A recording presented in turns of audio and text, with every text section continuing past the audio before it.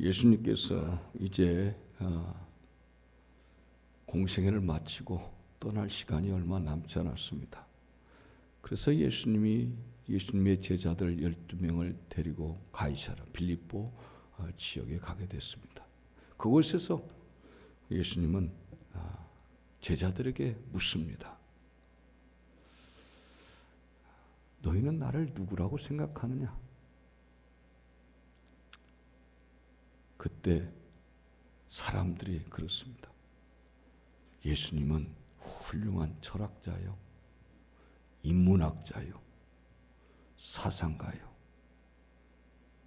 이렇게 이야기를 합니다. 그때의 제자 중에 베드로가 이렇게 대답을 합니다. 예수님은 그리스도시요 살아계신 하나님의 아들입니다. 이 고백을 할 때 예수님은 이렇게 말씀합니다. 참 잘했다. 그런데 정답을 말했는데 너의 실력과 너의 생각이 아니라 성령님이 너에게 알려준 것이다. 베드로야, 이 고백 위에 내가 교회를 세우련다. 이 교회는 절대로 무너지지 아니할 것이며 이런 얘기하죠. 교회를 세우려니 음부의 권세가 이기지 못하리라 이렇게 말씀합니다. 그리고 19절에 가서 내가 천국 열쇠를 내게 주리니 내가 땅에서 무엇이든지 매면 하늘에서도 매일 것이요 내가 땅에서 무엇이든지 풀면 하늘에서도 풀리리라 라고 이렇게 고백을 합니다. 이 말씀을 할 때 주님이 교회를 세우겠다고 말씀하십니다. 18절 말씀인데 내가 이 반석 위에 내 교회를 세웠다. 예수님의 교회를 세우겠다고 하는 겁니다. 그러니까 우리 교회가 아니에요. 주님의 교회죠. 교회는 예수님의 교회입니다. 그러니까 우리는 자꾸 나의 교회를 세우려고 하는 거죠. 주님의 교회를 세우라는 거죠. 이 고백 위에, 그 고백이 뭡니까? 이 고백이, 이 반석 위에, 이 반석 고백이죠. 뭐냐? 주는 그리스도시요 살아계신 하나님의 아들입니다. 이 고백 위에 교회를 세우겠다고 말해요. 교회는 다른 걸로 세워진 게 아니에요. 주는 그리스도시요 살아계신 하나님의 아들입니다라는 그 기초 위에 세워진 겁니다.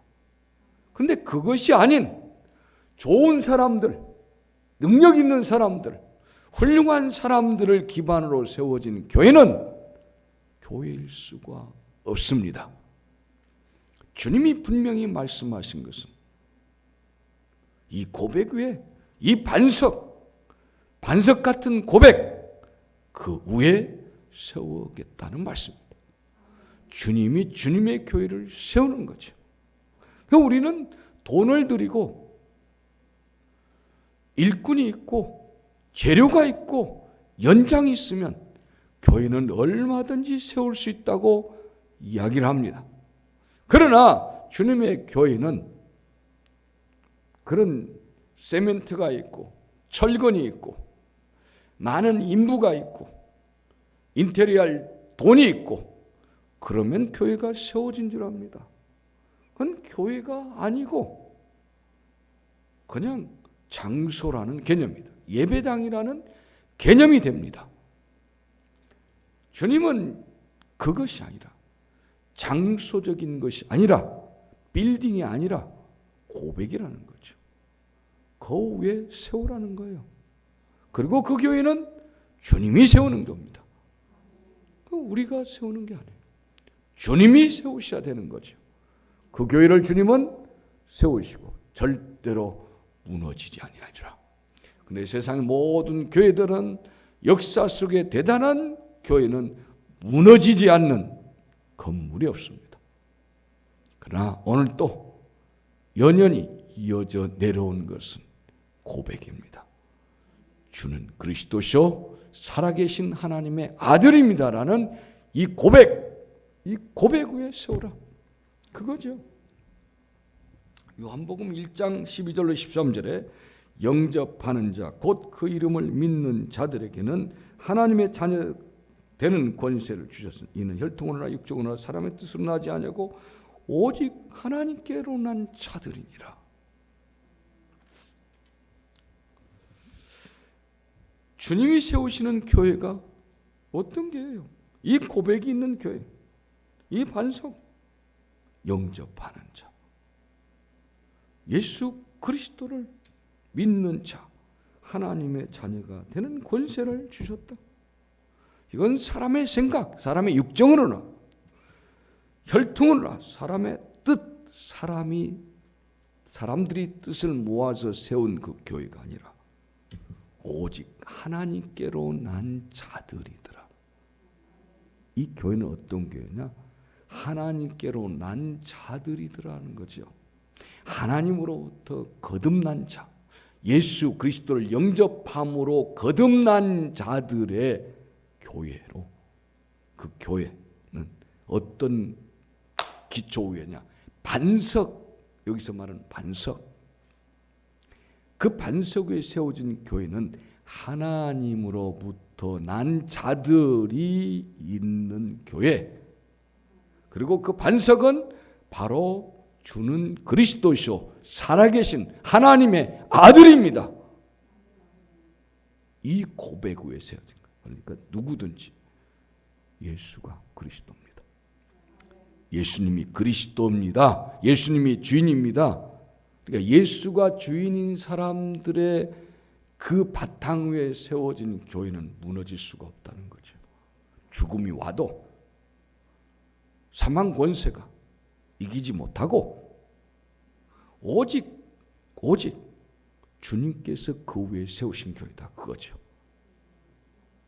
그러니까 더 요약해서 표현한다면 하나님으로부터 성령으로 거듭난 사람들의 그 교회는 반석 위에 세워진 교회인데, 그 반석은 예수님은 그리스도시오 살아계신 하나님의 아들입니다라는 고백,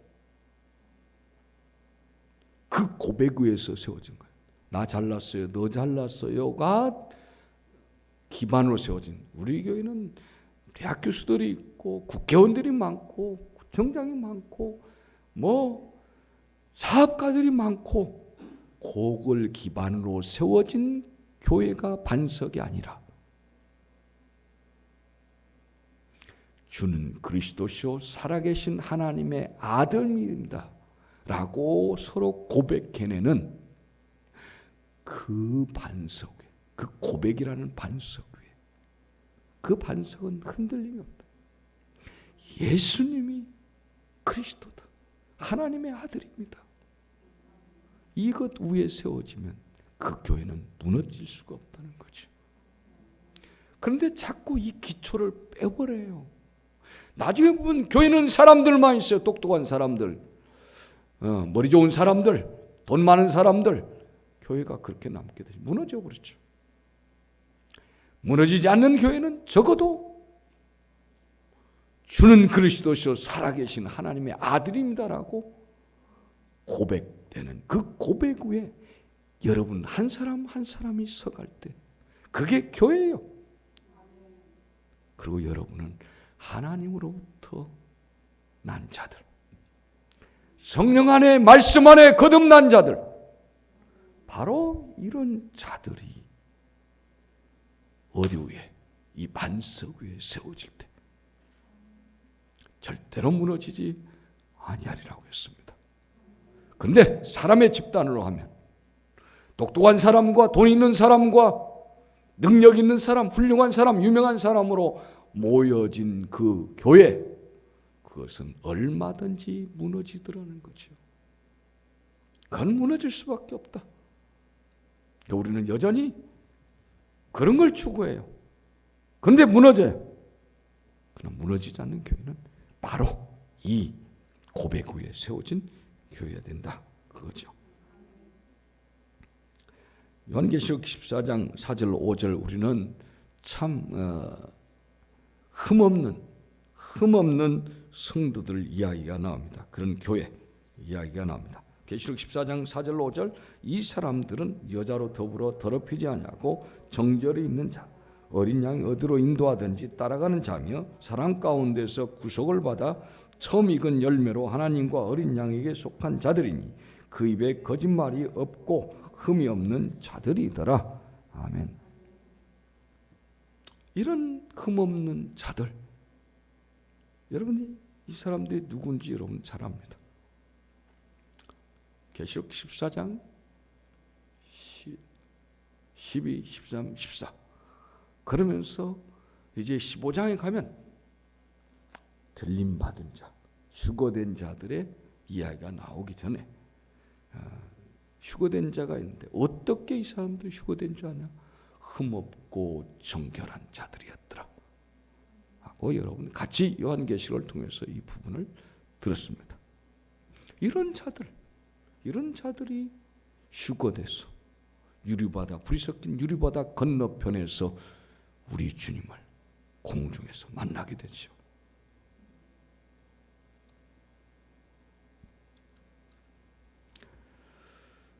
어린 양이 가는 곳이라면 어디든지 따라가는 자, 악을 골짜기라도 따라가는 사람들 이야기합니다. 그들은 거짓이 없고 흠없는 자들이라고 했습니다. 19절 말씀에 내가 천국 열쇠를 내게 주리니 내가 땅에서 무엇이든지 매면 하늘에서도 맬 것이요 내가 땅에서 무엇이든지 풀면 하늘에서도 풀리리라 하시고 그랬습니다. 자, 천국 열쇠를 누구에게 줍니까? 베드로에게 줍니다. 천국 열쇠가 무엇일까요? 요한복음 7장 3절에서 이렇게 표현합니다. 영생은 곧 유일하신 참 하나님과 그의 보내신 자 예수 그리스도를 아는 것이니라. 영생이 예수 그리스도를 아는 것이 영생이라고 합니다. 오늘 새벽 말씀에 그걸 들었죠. 세상의 임금은 누구냐? 이 세상의 임금은 누구냐? 사망의 권세, 사망이라는 권세. 모두가 세상 사람 달려가지만 꼼짝 못하는 곳이 있어요. 사망 앞에 꼼짝 못해요. 대통령을 했던 사람도, 미국 대통령을 했던 사람도, 저 아프리카에서 대통령 했던 사람도, 힘이 천하장사인 사람도, 지식이 좋은 사람도, 유명한 사람도, 머리가 뛰어난 사람도 쭉 이 세상에 가다가 다 거기서 거꾸러진 사람들이 있어. 다 거꾸러지는데 누구 앞에 거꾸러지냐? 사망이라는 권세 앞에 다 무너져 버리더라 이거죠. 그런데 이 사망은 이 세상에서 가장 큰 소리치고 활보하고 능력을 부리는 것이 바로 사망이에요. 그래서 세상의 임금이라고 이야기합니다. 세상의 임금이 사망 권세예요. 그런데 이 사망 권세를 어떻게 세상의 임금인 이 사망 권세를 책망하러 주님이 오셨다. 예수 그리스도가. 그 말은 뭐냐? 사망 권세가 있는데 사망이 사람을 잡는 권세가 있는데 이 권세를 무너뜨리는 거죠. 그래서 사망이 이길 수 없는 사망이 토해내야만 되는 예수 그리스도 믿는 자는 이 권세를 뛰어넘을 수 있어요. 영생. 아멘. 그래서 영생은 사망 권세가 너무 우스운 겁니다. 사망 권세는 영생 앞에 어떤 힘도 발휘할 수가 없는 거죠. 자, 이거예요. 그러니까 사망은 사망 앞에 유명한 사람도 다 굴복당해요. 당신 사망해요? 그러면 그 사망 앞에 다 굴복당합니다. 여기까지 죽으라고 달려왔어요. 대통령 노릇하며 달려오고 힘을 기르고 돈을 많이 벌고 여기까지 딱 달려왔는데 얼마 전에 저 한국에서 제일 큰 그룹의 회장님이 여기까지 딱 달려와서 여기서 사망이라는 권세 앞에 불썩 주지 않고 끝났어요. 누구나 건강한 사람도 뛰어난 능력을 가진 사람도 죽으라고 여러분 달려갑니다. 여러분 고집대로 죽으라고 달려가지만 이 사망 권세 앞에 꼼짝 못하고 다 무너져 버립니다. 다 무너져요. 그런데 우리에게 하나님을 믿는 자들에게 뭘 줬냐? 영생을 줬다. 이 영생을 받은 사람이기 때문에 내가 막 달려가는데 사망이란 녀석이 딱 가로막고 있어. 사망 권세가. 영생을 진 사람은 너는 뭐야 하고 지나가 버립니다. 다 여기서 무릎 꿇어요. 사망 앞에. 그런데 우리는 너희가 죽어도 살겠고 살아있는 사람은 영원히 살겠고, 우리는 이 사망 권세를 그냥 아무렇지도 않고 통과하는 자들입니다. 그렇기 때문에 우리가 이 세상 함부로 살 수가 없는 거예요. 세상 사람들은 함부로 살든 자기 멋대로 살든 어떤 질서를 가지고 살든 결국은 사망 권세 앞에 누구든지 무릎 꿇어버리는데 우리는 절대로 사망 권세 앞에 굴종당하지 않습니다. 이것이 바로 뭐냐? 영생. 이 권세를 주겠다. 이 열쇠 주겠다 그 말이죠. 사망이라는 열쇠를 여는 사람은 없어요. 사망이라는 자물쇠가 딱 있는데 이걸 뚫고 나갈 수 있는 열쇠가 아무도 없어요. 그런데 우리 주님은 여기에 길을 내요. 통째로 열어버립니다. 그래서 이 영생의 열쇠를 가지고 열어버리죠. 그래서 사망 권세가 열쇠를 너는 더 이상 못 가고 착 닫아버리는데 열어버리죠. 할렐루야. 사망 권세가 대들 수가 없는 거예요. 그래서 우리는 자유케 됐습니다. 우리는 이 자유를 주님으로부터 받은 거예요. 지금 그 말씀을 한 거예요. 요한복음 17장 3절에 영생 곧 유일하신 참 하나님과 그의 보내신 자 예수 그리스도를 아는 것이니라. 영생 뭐예요? 한 분이신 참 하나님과 아버지께 보내신 자 예수 그리스도 아는 것. 베드로서 1장 1절은 예수 그리스도 종과 사도인 시몬 베드로는 우리 하나님과 구주 예수 그리스도의 의를 힘입어 동일하게 보배로운 믿음을 우리와 같이 받는 자들에게 편지하노니 이렇게 얘기합니다. 하나님과 구주 예수 그리스도의 의로우심을 힘입어 이 믿음을 받았다. 소중한 이 믿음. 우리 함께 이 소중한 믿음을 가진 사람들이다. 이 교회가 그런 교회가 되는 거예요. 아까 뭐 위에? 반석 위에. 주는 그리스도시로 살아계신 하나님의 아들입니다라는 이 고백 위에, 이 신앙 고백 위에. 신앙 고백이니까 어땠습니까? 이렇게 돼야죠. 이렇게 돼야죠. 신앙 고백인데 그렇게 해야죠. 그러면서 네가 무엇을 매든지 하늘에서 매이고 내가 땅에서 풀면 하늘에서도 풀리리라. 사도행전 16장 14절에 두아디아라 성의 자주장사로서 하나님을 공경하는 누디아라는 여자가 들었는데 주께서 그 마음을 열어 바울의 말을 청종하게 하신지라. 마음이 딱 열렸어요. 열렸어요. 하늘에서 닫아 부르면 열리잖아요. 열렸어요. 이 하나님의 말씀은 우리 안에 있고 내가 그 안에 있으면 이미 하늘과 통하고 있는 거예요. 우리 주님과 통하고 있다 그 말이죠. 닫히면은 주님과 우리 사이에 닫히면 열 자가 없다. 이 권세를 준다. 믿는 자에게.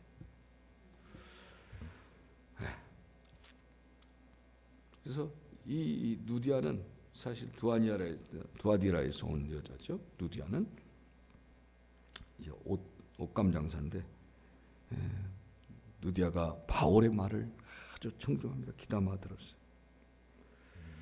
귀담아 들을 수 있도록 그 마음을 열어줬다. 다 같이 주여 내 중심을 내 마음을 주께 열어주옵소서. 이 열려야 재미가 있거든요. 내 마음이 열려야 내 마음에 찬양이 나오고, 내 마음에 기쁨이 생겨지고, 내 마음에 희열이 생겨지고, 내 마음에 도전이 생겨지는 겁니다. 마음의 활력이 넘치죠. 마태복음 10장 14절로 15절에 누구든지 너희를 영접도 아니하고 너희 말도 듣지 아니하거든 그 집이나 성에나 나가 너희 발의 먼지를 떨어버리라. 내가 진실로 너희에게 이르노니 심판날에 소돔과 고모라 땅이 그 성보다 견디기 쉬우리라. 그렇죠. 너희를, 이 복음을, 복음 전하는 너희를 맞아들이기를 싫어하면, 거절하면, 너희 말 기울여서 듣지 않으면 그 사람들, 그 도시, 그 마을, 그 사람 내가 떠나버려라. 너 상관없으니까. 열려야 돼요. 내 마음이 열려서 복음이 들어오도록 하십시오. 복음이. 그런데 우리가 다 열려 있는 거 있어요. 돈에는 다 번쩍 열려요. 졸고 있는 사람한테도 이따가 10시까지 저 도봉동 산빗자락까지 와라. 그러면 지금부터 깨어서 축도가 언제 끝나냐. 그게 오면 1억씩 주겠다. 그러면 1억 준다면서요. 안 줘요 또. 그러지 마시고요. 잘 들으세요. 그러면은 축도가 언제쯤 끝날까가 온통 관심이에요. 그걸 기다리느라고 한눈을 팔 수가 없어요. 온통 깨어서. 왜? 1초라도 아껴서 뛰어가야 1억 버니까. 이처럼 돈 줄게. 여러분한테 1,000억 준다고 하면 5일 밤을 안 잘 수 있습니다. 5일 밤. 내가 거꾸로 매달아놔도 안 잔다. 1,000억 준단다. 누가 자겠습니까? 안 잡니다. 눈이 벌게지도록 안 자요. 그런데 반대로 한번 구박하고 핍박하고 때린다고 한번 쳐보세요. 여러분을 누군가가 매질한다고 해보세요. 5일 동안 잡니다. 자요. 맞으면서 매가 이렇게 올라갔다가 그 내려오는 사이에 잡니다. 그런데 1,000억 이렇게 하면 5일 동안 안 잡니다. 5일 동안 안 잔 사람은 1,000억 줄게. 내가 죽을 힘이 다 하도록까지 안 잡니다. 왜요? 돈에는 열려 있기 때문에. 돈에 열려 있는데 천국에는 열려 있지 않습니다. 주께 열려야 되는데, 주님께 열려야 되는데, 이 세상 모든 것과 바꿀 수 없는 주님께 열리면 되는데, 1,000억 준다고 하면 5일도 잠을 자지 아니하고 그대로 그 자세로 견딜 수 있습니다. 예, 우리는 진짜로 주님께 열려져야 될 줄 믿습니다. 요한복음 15장 7절에 너희가 내 안에 거하고 내 말이 너희 안에 거하면 무엇이든지 원하는 대로 구하라. 그리하면 이루리라. 너희가 내 안에 있고 내 말이 너희 안에 있으면 무엇이든지 원하는 대로 구하라. 그리하면 너에게 이루어질 것이라. 통하는 거죠. 주님 말씀 내가 안에 있으니까 통합니다. 요한일서 5장 14절에 그를 향하여 우리의 가진 바 담대한 것이 이것이니 그의 뜻대로. 주님께 열려 있으니까 주님의 뜻을 찾지요. 그의 뜻대로 무엇을 구하면 들으심이라. 그의 뜻대로 무엇이든지 구하면 주님의 뜻에 맞추지요. 내가 이 땅에 살아도 주님의 뜻에 맞춘 거예요. 돈이 있으면 돈의 뜻에 맞추듯이 돈이 나를 도봉산으로 오라면 도봉산으로 간다고요. 돈의 뜻에 따르니까. 돈이 저 시궁창에서 온대요. 그러면 시궁창을 금바다처럼 바라봅니다. 시궁창 속에 거기에 다이아몬드 5캐럿짜리가 들어있대요. 시궁창에. 가로 세로 1m, 거기에 시궁창에 다이아몬드 5캐럿. 매덕이 될지 모르는데, 그런데 지렁이가 우글거리고 있습니다. 그러면 여러분은 어떨까요? 아이, 지렁이 있어, 지나가. 그겁니까? 손을 집어넣어서 다이아몬드 5캐럿을 갖겠습니까? 여기 지렁이 보고 이번에 비가 오니까 지렁이가 나오니까 놀래고 아주 뜨악하게 생각하신 분들이 있는데, 지렁이가 안 보입니다. 진짜로는 지렁이가 안 보여요. 5캐럿 다이아몬드에 관심이 온통이 있기 때문에 지렁이가 문제가 아니에요. 처녀들 조카 기저귀 갈아준 거 냄새나고 뭐하고 역겹고 그러는데 자기가 애를 낳으면 아무렇지도 않습니다. 기저귀 갈다 손에 똥 묻어도 그걸로 또 라면 끓여 먹고 김치 먹고 그럽니다.